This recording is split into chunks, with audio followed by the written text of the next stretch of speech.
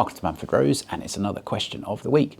This week's question of the week is a quick fire comments section review from comments posted on our YouTube and other social media over the last few weeks.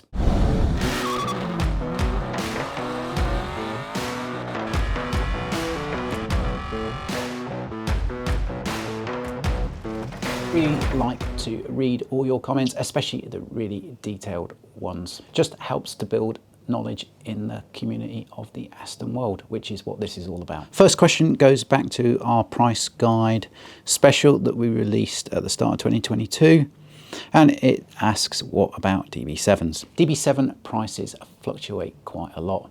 It's very, very difficult to define an entry point and an exit point for the i6 and the V12. But you're correct, DB7 is a cracking car, and if it's right for you, then you know those elegant classic looks serve you better than a DB9. So I'll research the market for a little while and identify which I think are markers for entry and exit points of a DB7. Next question is from Fabio about misfire on a DB9. I won't read out the question, you could just pause it and read it for yourselves. So if there's misfire on cylinder 2 and plugs and coils are new, first thing we need to know is that a definite misfire? So can you hear it popping out the exhaust? Does the exhaust note sound irregular? Can you feel the misfire through the chassis? Can you feel it on the window, door frame, A-pillar, that sort of thing? If we're certain that it's a real misfire, then great, we can do other things. But if you can't audibly or feel that misfire, then with the laptop, delete the misfire corrections, go and learn a new profile correction, and then repeat the misfire monitor and see what happens. So if it is a real misfire, plugs and coils have already been done. Best thing to do would be a compression or a leakage check on cylinder number 2, just to check that mechanically the combustion chamber, piston rings, valve, seating was okay. Next thing to do, injectors are pretty cheap anyway. I think they're only about 30-40 quid, but you could just either put a new injector in cylinder number 2 or swap it with cylinder number 1 and see if the misfire follows the cylinder. If cylinder number 1 and 3 are running fine, I don't think it's anything to do with lambda or lambda sensors, because cylinders 1, 2 and 3 share the same lambda sensor. Next question, and a lot of people like Paul have picked up on the price point of a 310 Vanquish being at the same sort of level as an early DBS Superleggera. And I do agree with the last comment that a late S will trade over an early DBS Superleggera, because yes, naturally aspirated, arguably better styling, and even though it is down on power, it's actually usable power. Very, very difficult to get all that power down to the wheels on the DBS Superleggera. Next question from Ian is about my favourite engine and car, and Ian likes the 5.3 V12 Jag engine. Yes, I do too, and there's a lot that say the XJS, if it were done in convertible with the V12 engine, would have been the pinnacle of a British sports car. Not exactly the most powerful V12 engine out there, but it's British. Doctor Who asks me what I think of the Sports Dynamic Package Classic Non-S Vanquish and how that relates to an S. That model is really well evolved, and those handling tweaks do improve a non-S and get closer to an S. But I think this is the same as any of the crossover points between outgoing and new model. It's probably better to have that SDP package non-S and pay more money for that than the entry-level S, because it's better to have a better conditioned, lower mileage special of the outgoing model than it is the entry level of the newer model. 220e picks up on the price guide and a car that I feature, a V8S 82k, and that car was for sale back in July 21 at 74k. Yeah, often if you're researching the market for quite some time and before making a purchase you're keeping an eye on the classifieds, then you can spot some cars that just aren't selling for whatever reason, and then they try and cash in on the price increase that the market has got. Well, you know, that car never sold before for a reason, so why didn't it sell? Well, that reason it didn't sell, it's going to exist today, and especially so as it's going for a higher price. If you know these cars have been on the market for a long time, then it's worth a cheeky offer to see what they'll go to. Greg asks, where would the N400 fit in? In particular, Roadster. Well, Roadsters did have a little bit of a premium over coupes. So if you take the M400 and Roadster, that's about as evolved as it can get before the switch over to 4.7. And as I just said in a previous question, the very best of an outgoing model can be better than the start of the entry level of the newer model. So that M400 Roadster, especially if paint and interior is good, mileage was low, is going to be well over the start price of a 4.7 entry level car. Which leads us nicely into Lee's question, which asks, is a Roadster a price premium over a coupe? I think a Roadster is a niche purchase. I think there are more people out there that prefer tin tops rather than rag tops. And it all depends if the amount of people that are searching for rag tops causes more demand than there is supply. I'm not sure about that one, but I do think that the premium for a Roadster over a tin top has reduced from previous years. Sean comments that he's been considering selling a few of his cars to get an entry-level Aston, but with the prices edging up to late 20s, he's getting more drawn towards a 2015 F-Type Jag. Yeah, I can see why someone would do that, and that's what I'm getting to in some videos that I've shot. The entry level price of a worn out Aston just doesn't make you feel that satisfied when you're sat in it. Interior's worn quite nastily, needs quite a lot of consumables spending on it, therefore the drive isn't as tight as it used to be. And you can get yourself in the seat of that Jag for the same, if not less price. The interior feels like new, it all feels luxurious, the drive is tight, you know. All it's missing is that Aston badge and a little bit more classic and understated looks with some rarity. For a 4.3 V8 Vantage at the top of its game, so 35 to 42k-ish, that sort of bracket, then I think those cars are correctly priced for what else is available in the marketplace. And as I always say, what isn't correct are those entry-level cars that are battered, need a load of consumable spend, interior's not great, paint's not great, and they're trading for high 20s. You just wouldn't feel that great after spending that wodge of cash, sit in the car and be a little bit disappointed. So I can see where people would say, well, I can sit in the Jag and I can tick all of the boxes that the Aston at that price point doesn't tick. Now, it's unfortunate those entry level cars have been left neglected. But whilst that is unfortunate, those neglected cars trading at something like late 20s or early 30s is not a big enough price difference cheaper than the sorted cars. They need to be trading for much cheaper. So until that happens, then yes, the Jag would be the answer for some people. Maximiliano comments that he was hoping it would show more images of the car. This is my video about upgrading a DB9, and less of me. The car is the star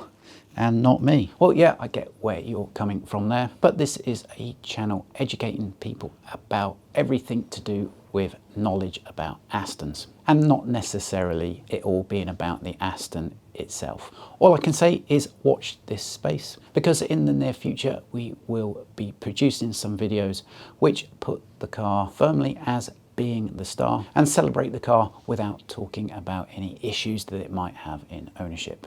Pen Goss MR likes my comment about what my favourite engine and car was, and he goes for the A-Series. Yeah, I love the A-Series. It is at the heart of British motoring. The engineer in me just hates the gearbox being attached to the engine and sharing the same oil circuit. And it's that I just can't get over, because I would add a MG Metro Turbo to the collection of British Leyland stuff that nobody else wants, as a Metro Turbo would go very nicely with my Maestro Turbo and my 220 Tomcat Turbo.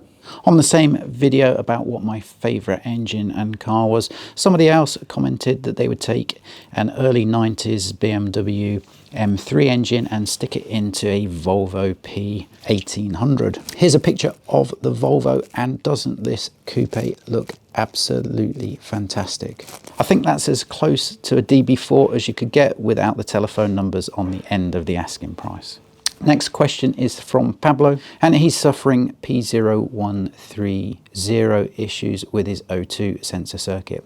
And he's trying to get that resolved at dealer. Yeah, that's going to empty your wallet quicker than anything. Anything which comes up as a circuit failure is the electronic connection. So the connection between engine ECU and the sensor itself is an issue. And it's not the signal or response time or anything to do with is it rich, is it lean. It's actually the circuit that is failing.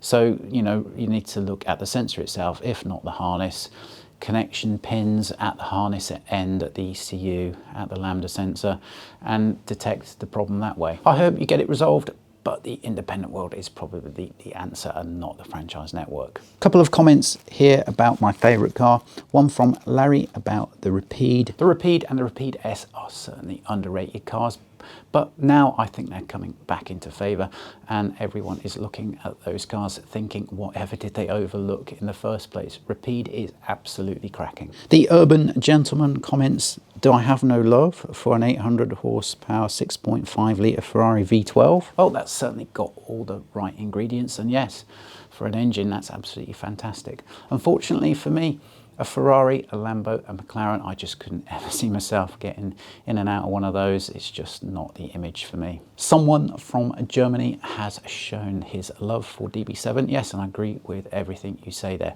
If that DB7 ticks the classic looks that you're searching for, then I do agree with you. There is a certain demographic, a certain type of customer that owns a DB7. They are often a world apart from the owners of DB9s that walk through my door. And if DB7 is the one you've synced with that car, then absolutely fantastic.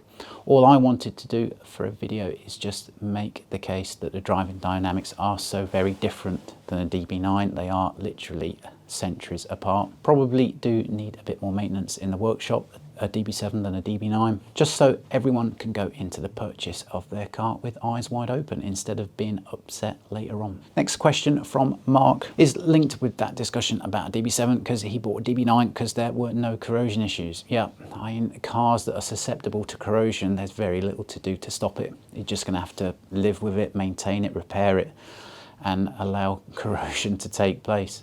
DB9, well, extruded chassis, aluminium front subframe, tubular rear, steel subframe. There's very, very little to worry about in terms of corrosion. Whereas a DB7, you're going to have to worry about front and rear subframe, chassis rail, floor pan, inner wings. And this links back to the previous comment. If you accept all that and you know that's part of the ownership experience and you know repairing that isn't going to be a problem to you, you've got a good relationship with a good independent, or you can do the work yourself, then fine, that is all part of the ownership experience. You encounter these problems, you fix them, you move on, you love the car. If, like in Mark's case, you decide that you can't live with that, then buy the DB9 and you've not got that problem to think about. Omar comments about the misfire and makes the comment that he's surprised of the negligence shown, that the problem isn't corrected so it doesn't bother owners later on. Yeah, that ceramic catalyst has been in production for close on 20 years now. Ceramic cats in the primary location were known of the problem, the error state, very early on by automakers. But all they've got to do is get the car through a 3-year maker warranty period, because if you haven't had a misfire, the catalyst hasn't broken up, which is highly unlikely within 3-year maker warranty period, then they have no liability whatsoever. So because cars will make it through that 3-year maker warranty period, it's not really an issue they have to solve. Now it's for the extended warranty to look after that problem. Now extended warranties are looked after by third-party underwriters, not linked to the factory at all. And these underwriters have become very practiced in identifying repeatable failures, labelling those as manufacturing defects and then not covering those under warranty. Now I'm not saying that the primary catalyst has been labelled as a manufacturing defect. All I can say is that on more than one occasion a customer has come to me saying that the catalyst has failed and they've had that claim rejected under warranty because the underwriter has decided that the primary cat is no longer covered. So you can make your own mind up as to why it isn't covered. Peter comments that my workhorse into cherished car video on V8 has scared him out of purchasing one. Well, hopefully that's not scared you out of purchasing a really good quality V8, because there's no problem with that. But the video has done its job if it's educated you to treating the cars at the bottom end of the market with caution. And as I've said before, it's perfectly okay to get into the seat of one of those entry-level cars. They just need to trade for cheaper than what they're going for now. And Peter in the same video comments that it'd be better to get into a good XKR rather than a bad V8V for the same money. And yes, who could argue with that? Christian comments about misfires and how closely you should detect them. Yes, the rolling average figure can update, meaning that it is very dependent on when you plug into the car and what parameters you're looking at and how you determine if a car is misfiring or not. That's why I plug the laptop in, check it at idle, check it stationary in the workshop, raising engine speed to about 3000 RPM, and then very slowly coming off the throttle all the way back to idle. That static check in the workshop's probably going to take about 5 to 10 minutes, and then on road test you can have another few minutes looking at misfire under load. So checking if an engine is misfiring or not at service is quite a time consuming activity, and I very much doubt where service is treated more as a production line activity that they'll go to that level of detail at service. Garages that go to that level of detail often look quite humble. Garages that treat service like a production line have often got marble walls and glass frontages. Receptionists with high heels, a ton of lipstick, offering you a coffee. Hope you liked that question of the week, and we'll follow up with a comments section roundup in a few weeks' time. Until then, leave us your comments in our videos, click us a like, subscribe to our channel, and we'll see you next time.